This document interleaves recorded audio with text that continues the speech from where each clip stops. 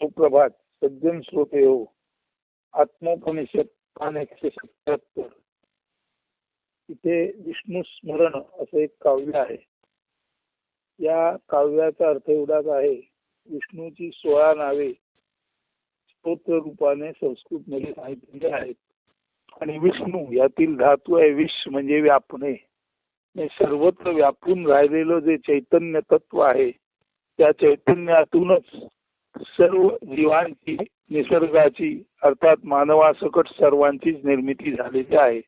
त्यामुळे सर्वांच्या हृदयातच तो विष्णू म्हणजे ती ब्रह्मचेतना आहे. आणि या ब्रह्मचेतनेद्वारेच आपण आपले उत्स्फूर्त जीवन जगत असतो.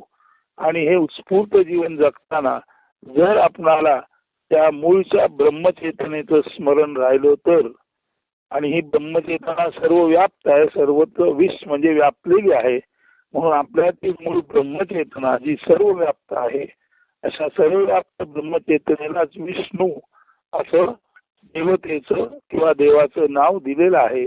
आणि विष्णू स्मरण म्हणजे आपल्यातील सतत उत्स्फूर्तपणे निरंतर वाहणाऱ्या चेतनेचे स्मरण. म्हणून प्रत्येक जीवाने आपल्यातील ब्रह्मचेतनेचे, प्राणशक्तीचे, ससौवेद्य आत्मशक्तीचे नित्य स्मरण केले तर यालाच विष्णू स्मरण म्हणतात.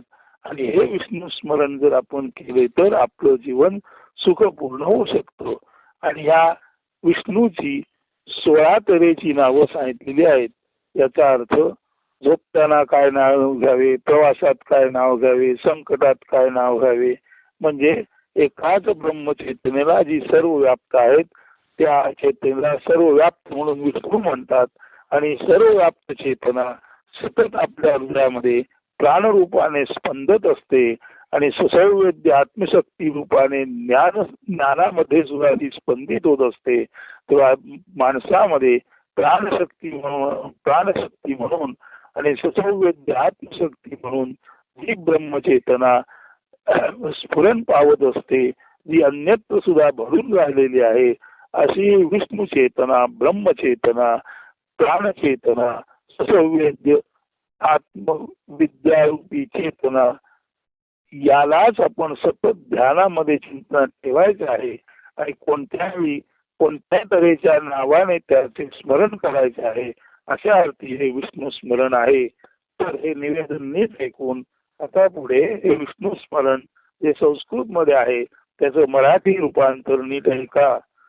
औषध सेवनी विष्णू चिंतन, भोजन समयी जनार्दन, शनकाळी पद्मनाभ, विवाहात तैसे प्रजापती, समरकंदनी वदे चक्रधर, प्रवासी धारी त्रिविक्रम, देहत्यागी नारायण, प्रिय सहवासी श्रीधर, दुःस्वप्नी स्मर गोविंद, संकटी मधुसूदन, अरण्यात चिंती नरसिंह, अग्नि प्रलयी जलशायिन, जलावर्ती वराह, गिरिकंदरी रघुनंदन, प्रयाणकाळी वामन, सर्व कार्यात माधव, ऐसी ईश नामे 16 पठे प्रभात समय नित्य जो, सर्व पापात्नी मुक्त होई, विष्णू लोकी महान होई तो.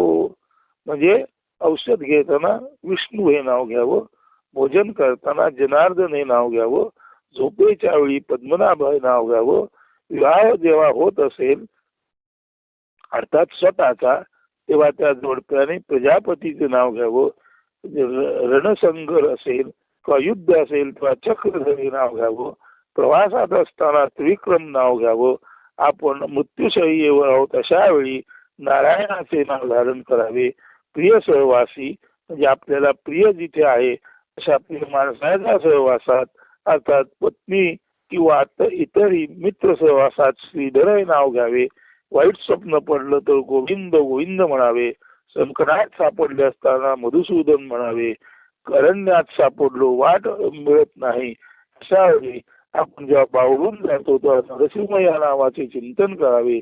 आगीत सापडलं तर जलशाहीन या नावाचे चिंतन करावे. जल आवर्ती म्हणजे पुरामध्ये, महापुरामध्ये वराह या नावाने विष्णूचं चिंतन करावे. गिरिकंदरात रघुनंदन म्हणजे पर्वतामध्ये असताना रघुनंदन म्हणजे रामाचं नाव घ्यावं. आणि प्रयाण काळी वामन, कुठे निघायचं असेल तर वामन असं म्हणावं. आणि सर्व कार्यात, आणि ही जर वरील 15 नावे लक्षात आली नाही तर सदोदित माधव माधव माधव म्हणजे रमापती नारायण त्याचं नाव घ्यावं. अशी ईश नामे 16, अशी ही विष्णूची, अशी ब्रह्मचैतन्याची, सर्व व्याप्त चैतन्याची अशी ही 16 नावे, ही विष्णू नावे असून वेगवेगळ्या प्रसंगात ही नावं घ्यावी. आणि ही नावं त्या त्यावेळी आठवली नाही तर सदा सर्व काळ माधव माधव माधव असा निरंतर जप हृदयामध्ये असावा. आणि अशा तऱ्हेने ही नावे जर प्रभात समयी म्हणजे सकाळी नित्य घेतली तर सर्व पापातून मुक्त होता येते. आणि असा माणूस विष्णू लोकात म्हणजे ब्रह्मलोक, विष्णू लोक म्हणजे शेवटी ब्रह्म, ब्रह्म म्हणजे काय, चैतन्याने भरलेलं विराट अस्तित्व, असा माणूस ब्रह्मलोकात खऱ्या अर्थाने महान होतो. म्हणजे अखिल ब्रह्म त्याच्या जाण्यानंतर सुद्धा त्याचे स्मरण करत राहते. इथे सांगायचा मुद्दा एवढाच आहे की ही जी विश्व चेतना आहे, ही जी दैवी चेतना आहे, तीच आपलं जीवन नेहमी सुविहित करीत असते. त्या कारणाने आपल्यातील चेतना, प्राणशक्ती, ज्ञानशक्ती तिचा योग्य तो सन्मान ठेवावा, तिचा योग्य तो वापर करावा. आणि त्याच ब्रह्मचेतनेला जी सर्वत्र भरून काढलेली आहे तिला विष्णू या देवता स्वरूप भजावे. आणि त्या विष्णू देवतेची ही 16 नावे त्या त्यावेळी त्या त्या प्रसंगात घ्यावी.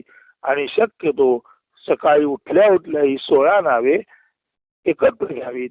आणि नंतर प्रसंग जसा असेल तसं ते वेगवेगळं नाव आत्ता सांगितलेलं त्याप्रमाणे घ्यावं. आणि त्या त्याला जर ती सर्व नावं आठवली नाही तर उरलेल्या प्रसंगात माधव म्हणावं. आणि सकाळी मात्र एका वेळी कमीत कमी ही 16 नावं नित्य निरंतर घ्यावी. म्हणजे मानव सद्भाव, मित्रपूर्ण, भेदाभेद रहित, समत्वाने पूर्ण आणि चैतन्य घन म्हणजे सच्चित आनंद घन जीवन जगू शकतो. आणि या सर्वांचे सर्व काळी सदा सर्वदा हित असते असं हे स्तोत्र सांगतं. पहा, आपण याचा अनुभव घ्या आणि अनुभव घेतल्यानंतरच यातलं खरं खोटं आपण निश्चित ठरवा. अस्तु, धन्यवाद, सुप्रभात, सुदिन.